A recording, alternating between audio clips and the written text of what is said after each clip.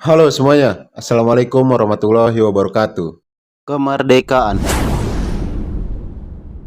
Ngomongin kemerdekaan, udah pasti sebelum tanggal 17, tiap warga di Indonesia selalu berantusias untuk mendekorasi daerahnya dengan warna kebangsaan, yaitu merah putih. Dan banyak juga yang mengadakan lomba untuk memperingati hari kemerdekaan kita. Bagaimana jika beberapa hari sebelum hari kemerdekaan banyak kasus pembunuhan yang belum selesai dan dilakukan oleh buronan negara kelas kakap? Sebelum itu, mari bantu channel ini untuk terus berkembang dengan memencet tombol subscribe dan like. Selamat datang di Bercak Kabut Berduri.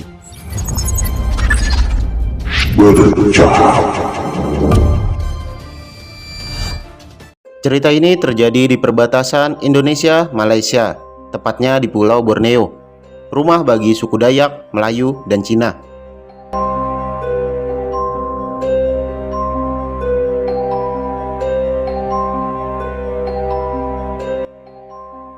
Di hutan kebun sawit, para pekerja sedang asik istirahat di sebuah gubuk warkop. Tiba-tiba ada yang jatuh di atas gubuk, dan itu adalah mayat dengan kondisi kepala terpenggal. Di ruang otopsi, datang seorang detektif perempuan bernama Ibda Sanja Runika. Sanja disambut kepala polisi di situ yang bernama Ibda Panca Nugraha. Di sana juga ada polisi lain yang bernama Bribka Thomas.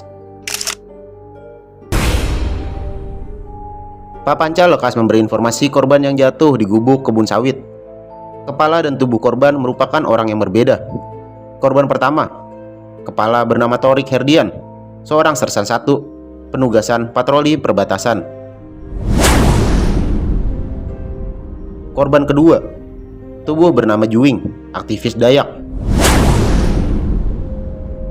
Lalu dokter menjelaskan bahwa tubuh Juing sudah diawetkan dan tewas sebulan lalu.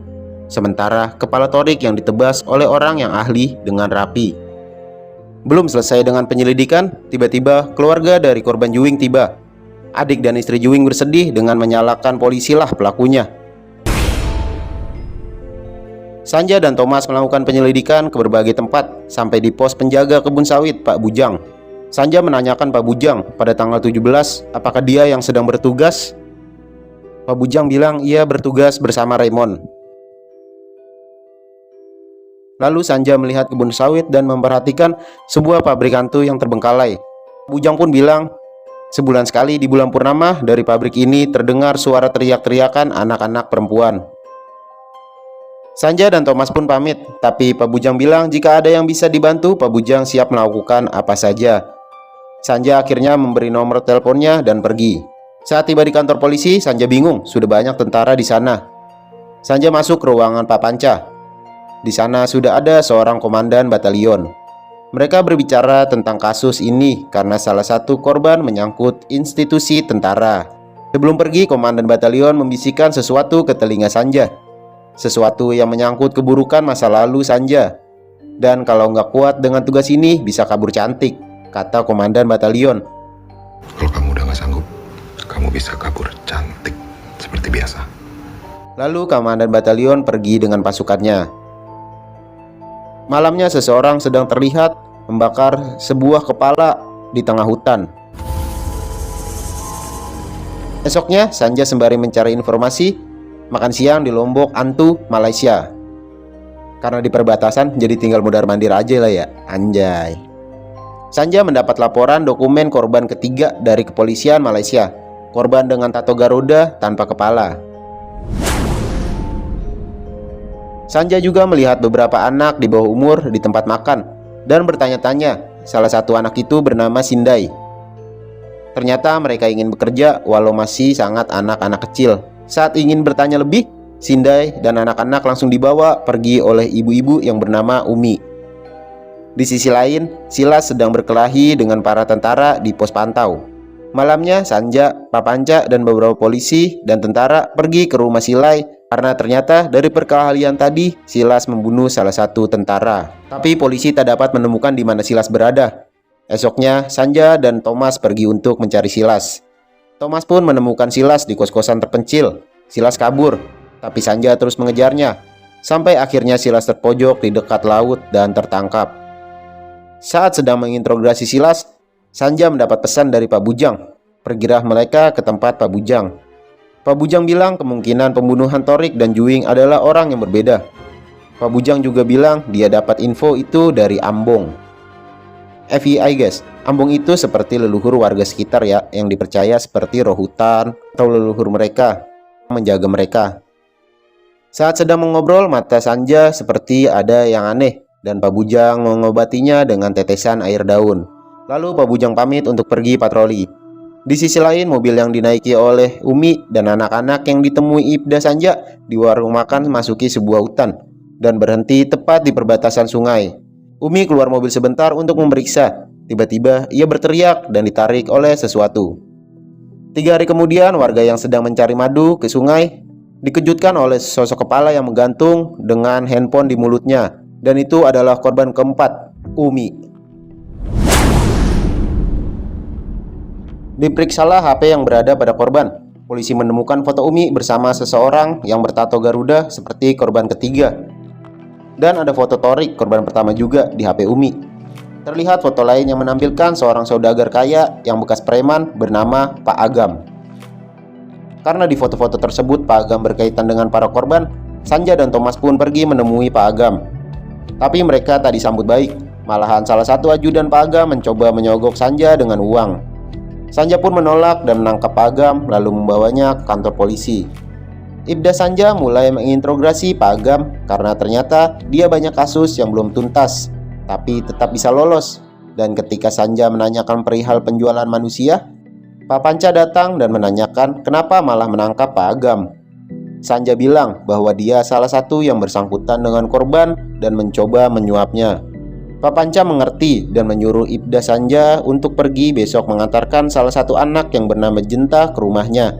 Dia adalah anak yang berhasil selamat dari anak-anak di mobil van Umi yang hilang. Di sisi lain terlihat Sindai juga selamat dan sedang berjalan di hutan bersama anak perempuan yang bisu bernama Arum. Setelah Sanja selesai pergi, dia kaget di kantor polisi bahwa Pak Agam sudah dilepaskan karena bukti yang tak cukup. Dan Pak Agam sudah pergi ke Malaysia. Sanja tak bisa apa-apa karena kepolisian Malaysia tak mengetahui kasus Pak Agam. Sanja kecewa berat terhadap Pak Panca yang terus-menerus menutupi kasus-kasus ini dan bilang bahwa Pak Panca tidak kompeten. Pak Panca mengancam Sanja akan menggantinya dengan penyidik baru dan dia bisa pulang ke Jakarta bertemu ayahnya. Esoknya seorang pria yang sedang bekerja di kebun seperti merasakan sesuatu dan dia berlari kabur. Lalu tiba-tiba terjatuh dan ditemukan mayat laki itu terkapar di tanah dengan kepala terpenggal. Itu adalah korban kelima, ayah Arum. Sanja pergi ke kediaman Arum. Dia bertemu Jenta di sana, salah satu anak yang akan dijual. Jenta memberikan sesuatu pada Sanja. Dan Jenta bilang dia menemukan benda itu ketika menginap di sebuah gudang sehari sebelum mereka berangkat untuk bekerja. Esoknya Sanja pergi ke pabrik yang terbengkalai untuk mencari informasi. Tapi tiba-tiba ia diserang oleh seseorang menggunakan jas hitam. Sanja kalah dan dimasukkan ke dalam tabung sawit yang besar. Di sisi lain, Sindai dan Arum yang berjalan di hutan menemukan banyak mayat dan kepala terpenggal. Mereka pun lari ketakutan. Kembali ke Sanja, tiba-tiba pintu gentong sawit yang besar dibuka oleh Thomas dan menyelamatkannya. Sanja dibawa Thomas ke tempat Pak Bujang. Dari sana, Sanja mulai curiga pada Thomas dan memperhatikan gerak-geriknya. Dari dia berbohong tentang patroli pada tanggal 17 Juli, saat korban pertama Pak Torik, dia bilang yang bertugas patroli di kebun sawit adalah Pak Bujang dan Raymond. Ternyata Raymond sedang tidur waktu itu, dia tidak pergi dengan Pak Bujang. Dan terlihat juga Thomas sedang diberi duit oleh Pak Panca. Esoknya mayat Sindai ditemukan dan warga berniat bersama dengan tentara dan polisi segera mencari keberadaan Arum karena belum ditemukan. Di kantor polisi, Sanja diminta Pak Panca untuk tanda tangan kepulangan dia ke Jakarta. Terlihat di sana kaki Pak Panca seperti sedang terluka. Setelah selesai dengan Pak Panca, Sanja pergi menemui Thomas. Dia menodongkan pistol ke kepala Thomas agar mengaku apa yang dicurigai oleh Sanja. Benar, ternyata yang menyerang Sanja dan memasukkannya ke tabung sawit adalah Pak Panca.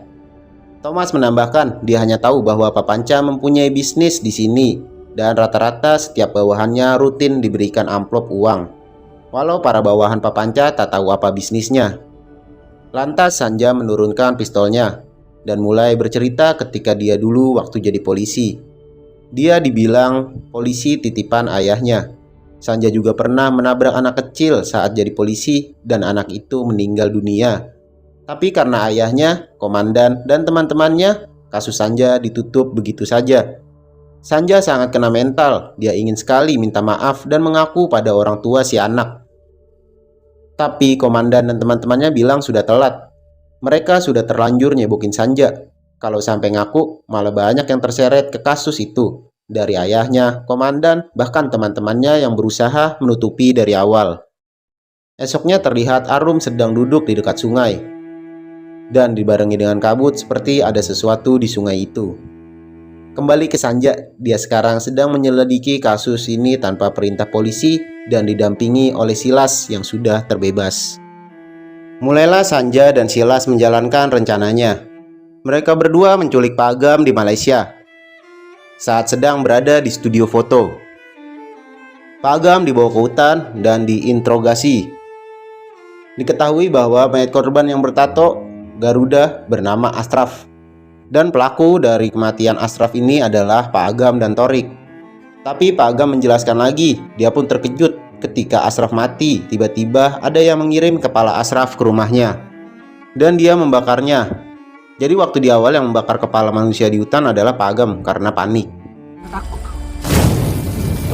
Tapi saat ditanya soal korban juing, Pak Agam tak tahu apa-apa mengenai itu. Di sisi lain, Thomas sedang mengancam Pak Panca dengan pistolnya karena ternyata Thomas mengetahui bahwa backingan penjual belikan manusia adalah Pak Panca yang berbisnis bersama Pak Agam. Thomas menyuruh Pak Panca menelpon Pak Agam. Tapi Pak Agam berulah dan diketahui dia disandra oleh Sanja. Thomas memborgol Pak Panca dan membawanya ke area pasar gelap di hutan untuk menemui Sanja dan Pak Agam. Tapi saat di jalan, Pak Panca cerdik. Dia berhasil membuka borgolnya dengan cincin yang ia pakai. Lekas Pak Agam menyerang Thomas dan membuat mobil yang mereka naiki terjatuh dan terhenti. Thomas dan Pak Panca saling menodongkan pistol. Di saat yang sama, Pak Panca juga menelpon para bawahannya agar segera mengajar Sanja yang menyandra Pak Agam. Di sisi lain, Silas memukul Sanja dan pergi membawa Pak Agam. Karena Silas ingin menghabisi Pak Agam, berbeda dengan Sanja yang akan mengikuti sesuai hukum yang berlaku. Tapi tak selang waktu lama, mobil yang dibawa Silas berhasil diberhentikan oleh para polisi bawahan Pak Panca. Seketika itu pula, kabut mulai turun di kebun sawit. Scene berganti, Sanja tersadar dari pingsannya. Dia berada di pabrik sawit terbengkalai. Saat Sanja sedang melihat-lihat keadaan, dia sangat shock. Terkejut melihat tubuh Thomas sudah dengan kepala yang terpenggal. Saat sedang bersedih, Sanja melihat Arum dan Pak Bujang di sana. Lantas Sanja lekas menuduh Pak Bujang yang melakukan itu. Dan Sanja menodongkan senjata ke Pak Bujang. Pak Bujang mengelak, bukan dia yang membunuh Thomas, tapi Pak Panca. Ternyata Pak Panca juga berada di sana dengan keadaan terikat. Dan Pak Bujang mengaku selama ini dia yang termasuk salah satu dari orang-orang hantu hutan yang suka memenggal kepala-kepala orang. Nah, baru ketahuan nih ya guys, kenapa Pak Bujang ngelakuin perbuatan ini. Dia tahu bahwa korban dari orang-orang Dayak yang bernama Juing dan orang bertato Garuda dibunuh sama orang-orang komplotan si Pak Panca dan Pak Agam. Jadi Pak Bujang mulai berani melakukan hal-hal kayak gini nih. Dan ini juga termasuk baru dia melakukannya agar semua orang sadar. Kayak contohnya, bapaknya Arum sama si Umi yang bunuh si Pak Bujang karena Pak Bujang pengen nyelamatin anak-anak. Kalau si Sindai bukan dia. Jadi paham kan ya? Pelakunya bukan 1-2 orang doang jadi. Oke, lanjut. Pak Panca pun menyuruh Sanja untuk menembak Pak Bujang. Pak Bujang lekas menghampiri Pak Panca dan menarik goloknya sambil menari melakukan gerakan yang harmonis. Dan jelep, leher Pak Panca pun terpisah dari tubuhnya.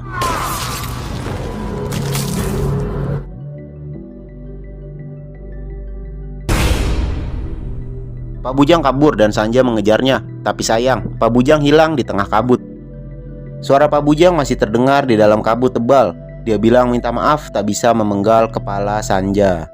Dan Sanja frustasi menembak ke segala arah. Dan setelah lelah, dia duduk bersama Arum sambil melihat kepala Thomas yang terpenggal. Hari berganti, Pak Agam dinyatakan bunuh diri di sel penjara. Dan di berita, Pak Panca dinyatakan hilang tak tahu di mana. Sanja, Silas, polisi, dan warga Dayak melakukan pemakaman kepada jenazah Thomas. Sanja sangat sedih dengan keadaan itu. Esoknya Sanja dijemput oleh komandan batalion yang diperintahkan ayahnya untuk mengajaknya pulang ke Jakarta. Sanja menolak untuk pulang. Komandan batalion menyinggung masa lalu Sanja lagi. Akhirnya Sanja mengusir komandan batalion. Hari terus berganti sampai menjelang hari kemerdekaan 17 Agustus. Sanja yang sedang berkeliling menghampiri keramaian orang-orang yang berkumpul. Sanja dikejutkan dengan sebuah kepala sedang tergantung tepat di depan patung Bung Karno. Dan selesai.